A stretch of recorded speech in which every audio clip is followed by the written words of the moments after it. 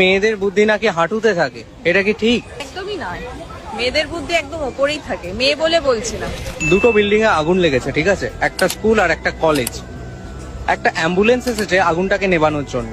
তো কোন বিল্ডিং এর আগুনটাকে তারা তাড়াতাড়ি নেভাবে? দুটো অ্যাম্বুলেন্স একসাথে আসবে, একসাথে আগুন নেভাবে।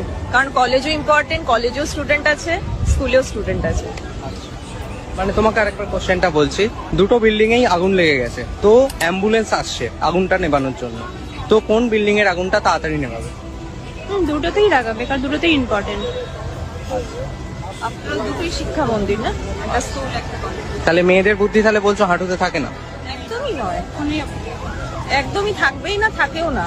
এটা ছেলেদের মনে হয়। যদি তাই না হতো তাহলে মেয়েরা আগে এডুকেটেড হতো না, কখনোই জব করতো না, কখনোই মানে একটা মেয়ে তাহলে হয়তো বাড়ির মধ্যে যখন সংসার করে তো সবটা ওকেই হ্যান্ডেল করতে হয়। তাহলে বুদ্ধিটা তো সে হাঁটুতে থাকে, সে সংসার আমি করবে মনে না। করি যে একটা মেয়ে সবকিছু করতে পারে, সে বাড়ির কাজও করতে পারে, বাইরেও বাইরের কাজ করতে পারবে, সংসার করতে পারবে, সে সবকিছু